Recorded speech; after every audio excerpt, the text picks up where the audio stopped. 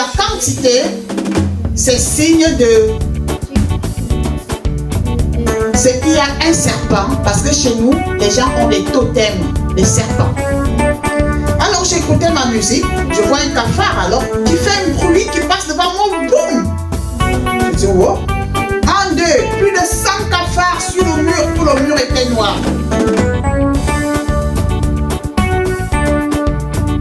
Parce que le diable, c'est qui? Le mal que parfois là, c'est le diable comme Job.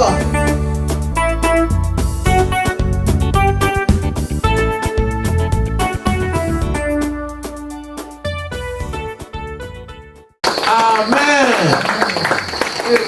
Comme si nous sommes fatigués, découragés. Même les gens qui ont dormi dans des fêtes, boîtes de nuit ne sont pas comme ça. Donc, nous sommes dans la maison de Dieu. Même si nous avons des problèmes, même si nous avons des difficultés, mais dans la présence de Dieu, c'est là où il y a tout. Amen.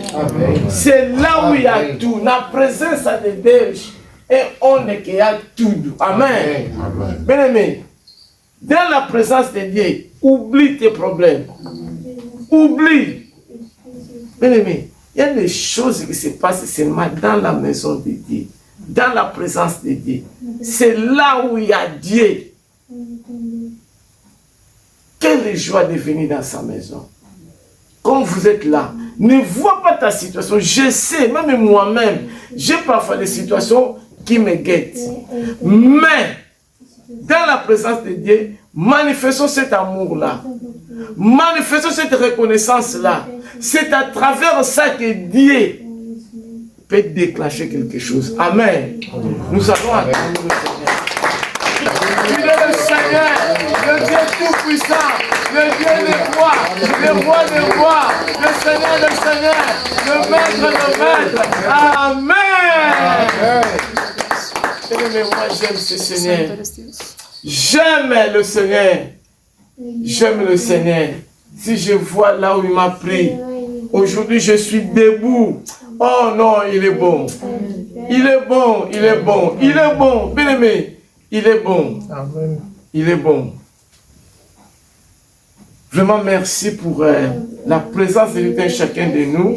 C'est pas facile d'être là le dimanche, comme je le dis et je le répète. Mais vraiment, que Dieu vous bénisse.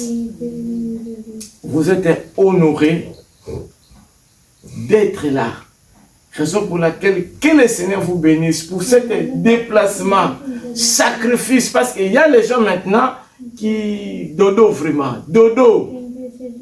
On avait rendez-vous avec quelques frères. Mais avec le temps qu'il fait, je suis maman, j'ai dit à maman passée, ces frères, comme ils n'ont pas aussi de place, ah, Dodo. Mais vous êtes là. Que Dieu nous bénisse, que Dieu vous bénisse abondamment. Amen. Merci vraiment. Parce que sans vous aussi, moi je ne peux pas être debout pour parler. Donc si je parle parce que vous êtes là. Amen. Mais ce matin, le Seigneur va faire quelque chose à travers elle. C'est notre maman Rachel. Amen.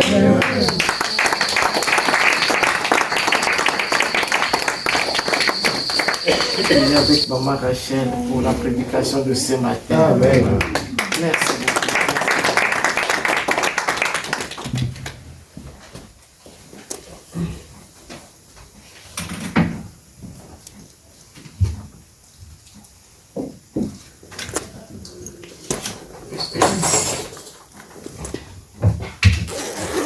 Alléluia.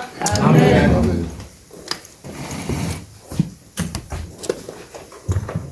Je tremble.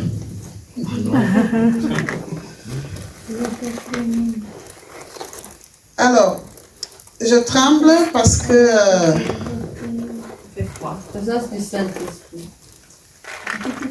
c'est pas facile.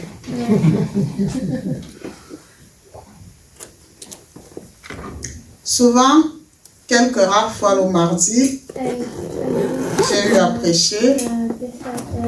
C'était simple parce que on était moins nombreux. Mais là, quand le pasteur a dit que je vais prêcher dimanche, la grâce que je demande souvent à Dieu, c'est l'obéissance. Et dans beaucoup de choses dans ma vie, j'obéis souvent. Donc quand le pasteur me l'a dit, j'ai voulu contester. Après, j'ai dit, ah, toi-même tu sais, Seigneur. Et je suis allée parce que je ne sais pas, c'est la première fois que je vais vraiment prêcher le dimanche. Qu'est-ce que je prêche? J'ai fouillé à gauche, j'ai fouillé à droite. Je n'ai pas su. Et puis, au cours d'une conversation téléphonique, bam, c'est venu, j'ai dit, ah, c'est ça. Alors, je ne sais pas, tout le monde connaît à peu près ce que ça veut dire. Mais si on nous dit de définir l'intelligence, là, ça sera compliqué. Donc, ensemble, on va définir l'intelligence. Dans le monde, l'intelligence, c'est le potentiel des capacités mentales et cognitives d'un individu lui permettant de résoudre un problème ou de s'adapter à son environnement. Donc, c'est les capacités mentales. Donc, pour avoir l'intelligence, pour définir quelqu'un d'intelligent, il faut qu'on se rassure déjà que la personne, dans le langage courant, a sa tête, a toute sa tête. Donc, les capacités mentales. Est-ce que la personne a sa tête pour pouvoir parler et comprendre? Cognitive, donc pouvoir parler et comprendre. Donc, c'est ça l'intelligence dans le monde. Maintenant, dans la Bible, c'est quoi l'intelligence? C'est la capacité de mettre à profit les ressources que la spiritualité nous offre pour appliquer à nos vies quotidiennes et à ces problèmes de manière juste et adaptée, tout en évitant les pièges d'une spiritualité mal maîtrisée. Donc la spiritualité mal maîtrisée, c'est quoi? Qu'est-ce qui nous amène à avoir une spiritualité mal maîtrisée? Parce que on se dit les enfants de Dieu, on est spirituel. Même les gens du monde sont spirituels. Donc, la spiritualité des enfants de Dieu, c'est de savoir comment marcher avec Dieu. Maintenant, la spiritualité de tous ces gens-là, parce que tout le monde est spirituel dans le monde, hein? Spirituel du côté de Dieu et spirituel du côté du diable. Donc la spiritualité des enfants du diable, c'est de faire des incantations. Comme une fois, le pasteur et sa famille nous racontaient une scène qu'ils ont vécue. Ils venaient à la prière, à la veillée de prière. Ils ont trouvé des gens qui étaient en train d'incanter des choses en chemin. Ça, c'est la spiritualité des enfants du diable. Et c'est en quelque sorte ça qu'il faut éviter. Une spiritualité mal maîtrisée. Parce que les gens du monde vont nous dire, si tu te mets en route à minuit ou à 2 heures du matin, tout ce que tu demandes, tu vas recevoir. Ou alors, il y a même des gens qui se servent de la prière et même de la Bible, parce que le diable connaît aussi la Bible, pour incanter des choses au travers de la Bible, disant que c'est Dieu qui le dit. Et c'est pas Dieu qui parle de ce genre de spiritualité-là. Amen.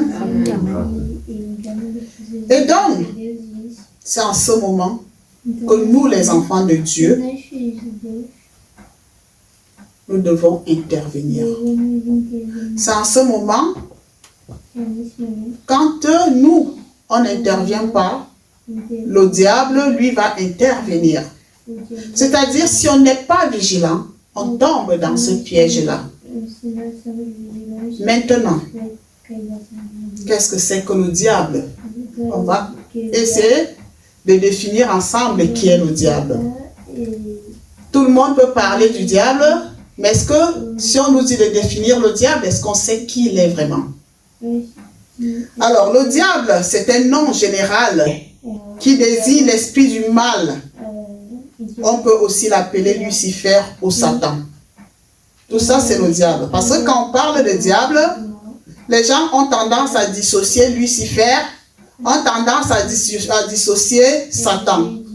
Parce que quand on parle du diable, c'est lui, Lucifer.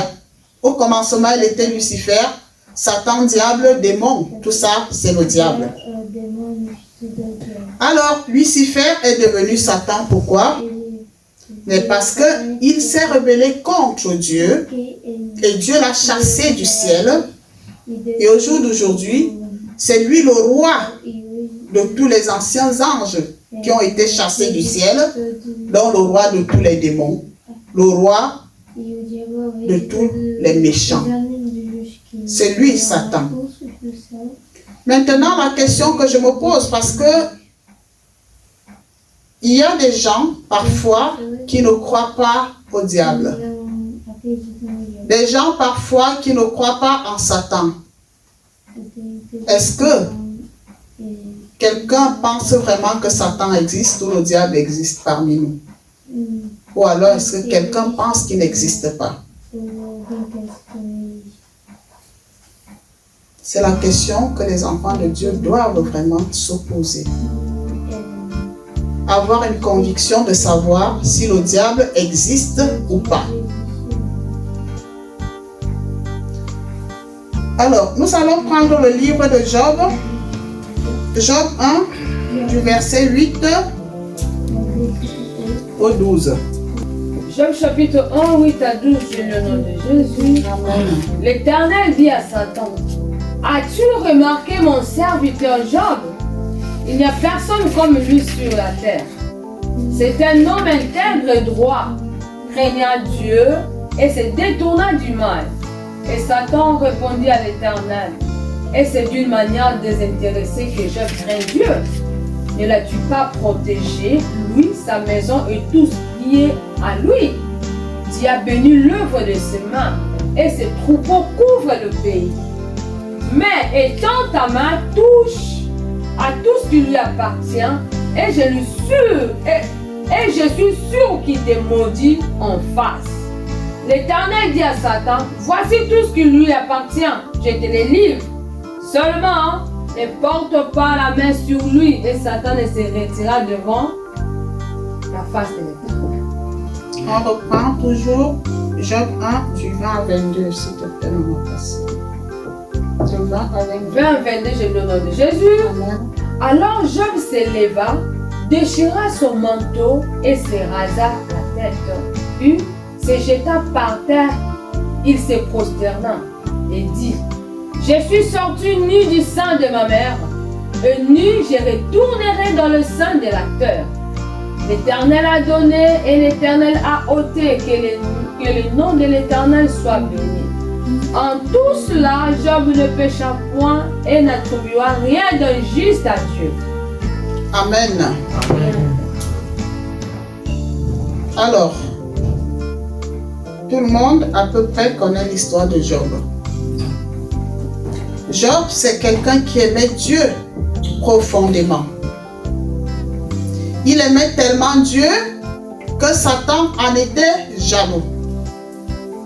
Maintenant, il va voir Dieu parce que pourquoi je vais chercher l'histoire de Job? C'est pour montrer que le diable est intelligent selon le monde.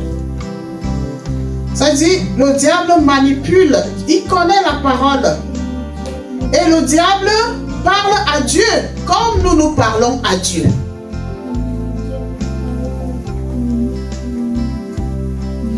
Donc, le diable s'est levé pour aller.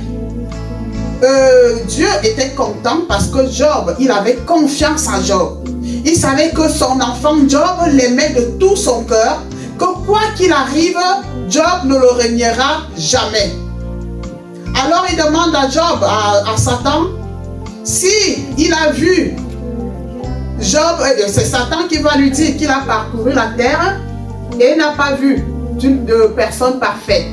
Alors Dieu lui a dit, et mon fils Job, Satan dit à Dieu, ah ben, s'il te vénère, c'est parce que tu lui as tout donné. Tu lui as tout donné, si tu lui enlèves tout ça, il va te maudire. Ça, c'est la manipulation, c'est le souhait de Satan vis-à-vis des enfants de Dieu. Parce que nous, les enfants de Dieu, quand on a un problème, parfois on faiblit. On baisse les bras. On baisse les bras, mais la grâce que nous devons demander, c'est de ne jamais maudire Dieu. Parce que maudire Dieu, c'est le péché, le pire péché au monde. On peut tout faire, Dieu pardonne. Mais maudire Dieu, c'est vraiment un péché qui est dur à pardonner. Sauf si la repentance est vraiment sincère. Alors, Satan connaît tout ça. Il pousse les enfants de Dieu dans la difficulté pour maudire Dieu. Alors maintenant,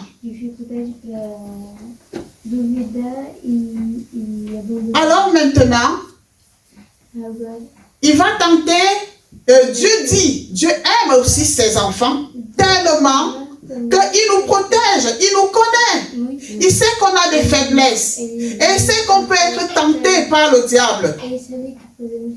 Parfois, il laisse faire des choses parce qu'il a confiance en nous. Ce n'est pas pour nous mettre à l'épreuve, ce n'est pas pour nous tenter. Dieu ne tente personne.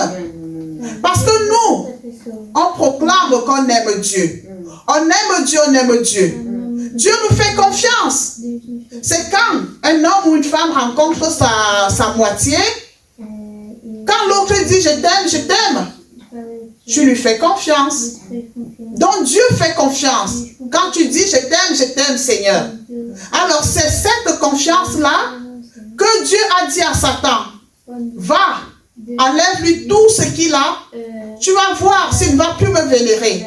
La seule chose que je t'interdis de lui faire, c'est de toucher à sa vie. C'est comme ça que Dieu est avec nous. Quand on traverse les difficultés, quand on traverse des épreuves, c'est pas souvent en vain. C'est parce qu'il nous fait confiance. Il sait que les difficultés, c'est un moment, c'est un passage. Quand tu vas traverser toutes ces étapes-là, parce qu'un enfant de Dieu, la difficulté ne tue pas un enfant de Dieu. Pourquoi? Parce que l'enfant de Dieu, malgré la difficulté, prie, parle à son Père, comprend que Seigneur, s'il ne m'a pas encore donné, moi je te fais confiance. C'est ce que les enfants de Dieu devraient dire tout le temps. Quand ça te dépasse, au lieu de dire, oh Seigneur, pourquoi tu me fais ça vraiment Seigneur? Parce que ça c'est l'accusation. Nous ne sommes pas en mesure d'accuser Dieu. Apprenons à dire, Seigneur, je te fais confiance. Parce que si on arrive à dire je te fais confiance en toute sincérité, en esprit, en vérité, ce n'est pas des lèvres qu'on doit dire je fais confiance. Ça dit parfois ta bouche ne doit même pas dire à Dieu je te fais confiance. Mais ton cœur doit dire, quel que soit ce que je traverse, mon Dieu, je te fais confiance. Et c'est ce que Job a fait. C'est-à-dire, le diable est venu, il a tout enlevé à Job, jusqu'à lui donner la maladie où il ne pouvait plus dormir. Il n'avait plus aucun jour de repos, aucune seconde de repos. Et jusque-là, Job, il a dit, et en tout cela, donc alors on dit, et dit, je suis sorti du sein de ma mère, et nu, et je retournerai dans le sein de la terre. L'Éternel a donné, et l'Éternel a ôté. Que le nom de l'Éternel soit béni. Est-ce que nous, on peut le faire quand on est dans la souffrance, quand on est dans la difficulté? quand on a les banques qui nous courent après. Quand on a la maladie qui nous torture. Quand on a toutes les difficultés, est-ce qu'on peut dire béni soit ton nom éternel pour cette difficulté? Non. On sera là à se poser des questions, à poser des questions à Dieu. Mais Seigneur, pourquoi? Pourquoi? Il faut que on aide Dieu à nous faire confiance. Il sait tout. Mais il veut qu'on lui parle. Il veut qu'on lui confie des choses. Maintenant, pour être en mesure, en capacité de confier tout à Dieu, il faut que nous soyons des enfants de Dieu. Parce que ce n'est pas tout le monde qui sera en mesure de confier tout à Dieu. Parce qu'on est tous là à dire on est des enfants de Dieu, on est des enfants de Dieu. Et lors des épreuves, on insulte Dieu. Est-ce qu'on sait c'est quoi être enfant de Dieu? Tout le monde peut dire je suis enfant de Dieu, c'est facile à dire. Mais est-ce qu'on sait ce que ça veut dire? On va définir ensemble. Les enfants de Dieu sont tous ceux qui croient que Dieu est unique et qu'il mérite d'être vénéré et invoqué en toutes circonstances et qui en son Fils unique engendré et qui croit en son Fils unique engendré. C'est ça. Ceux qui savent que quelle que soit la situation, je vénère Dieu, vénérer. Parce qu'on vénère les choses du monde. On vénère nos enfants, on vénère nos conjoints, on vénère nos boulots, on vénère tout. Alors que on ne doit vénérer autre chose ou personne d'autre que Dieu. C'est ça qu'on appelle enfant de Dieu. Nous allons lire dans Jean 1, du 12 à 14. Jean 1, 12 à 14. Jean chapitre 1, verset 12 à 14, je lis au nom de Jésus. Amen. Mais à tous ceux qui l'ont reçu, à ceux qui croient en son nom, elle a donné le pouvoir de devenir enfants de Dieu, lesquels sont nés, non du sang, ni de la volonté de la chair, ni de la volonté de l'homme, mais de Dieu. Et la parole a été faite chair, elle a habité parmi nous, pleine de grâce et de vérité. Et nous avons contemplé sa gloire, une gloire comme la gloire du Fils unique venu du Père. Amen. Amen. Donc, il dit, mais à tous ceux qui l'ont reçu, à ceux qui croient en son nom, elle a donné le pouvoir de devenir enfants de Dieu, lesquels sont nés, non du sang, mais ni de la volonté de l'homme, mais de Dieu. Il nous a donné le pouvoir d'être ses enfants, si nous croyons. Ce pouvoir-là, ce n'est pas parce que nous, on a choisi de devenir enfant de Dieu. Parce que si Dieu ne te choisit pas, tu ne seras jamais enfant de Dieu. Tu vas faire semblant. Tu vas cafouiller à gauche, à droite. Tu vas tromper les gens. Alors que lui, il connaît tout. Ça dit, personne ne s'élève pour dire, l'enfant que j'ai dans mon ventre sera enfant de Dieu. Personne, ce n'est pas nous qui accouchons les enfants de Dieu. C'est Dieu lui-même qui choisit. On accouche nos enfants. Parfois, on se dit, Seigneur, cet enfant, je vais te le donner. Et cet enfant-là, si Dieu ne l'a pas choisi lui-même, va prendre d'autres chemins. Au jour d'aujourd'hui, on inculque à nos enfants de venir à l'église. On inculque à nos enfants l'amour pour Dieu. Mais si Dieu lui-même ne décide pas, ces enfants à un certain âge vont nous dire, oh, mais si Dieu a choisi, nous sommes ses enfants. Donc, c'est ça qu'on appelle enfant de Dieu. Alors, cela veut dire que ce n'est pas par hasard que Dieu nous a choisis. C'est parce qu'il a un plan pour tout un chacun de nous. Pour tous ces enfants qui choisissent, Dieu a un plan. C'est parce qu'il savait que nous avons la capacité de lutter contre ces ruses du diable là, de lutter contre ces difficultés que le diable nous inculque pour renier Dieu. Parce qu'une personne qui n'aime pas Dieu, tu viens à l'église juste pour dire à Dieu, Seigneur, j'ai des problèmes d'argent, et tu pries une fois, deux fois. Parfois, ça ne se fait pas automatiquement. Il faut prier, encore prier, encore prier. Si tu n'es pas un vrai enfant de Dieu, tu vas te dire, Dieu ne me bénit pas, Dieu ne m'exauce pas, allez hop, je vais chercher ailleurs. Et c'est là où tu vas chercher d'autres chemins pour te retrouver dans d'autres spiritualités. Un vrai enfant de Dieu, c'est un enfant qui endure. Et si Dieu nous a choisis, parce qu'il sait que nous sommes endurants. Nous sommes une génération choisie. Comme Maman Passy chantait tout à l'heure. Nous sommes une génération choisie pour appeler, pour montrer son excellence. Son excellence. Amen. Ça dit Dieu nous a choisis parce qu'il sait que nous sommes ces gens-là qui doivent montrer que Dieu est excellent. Il excelle en toutes choses.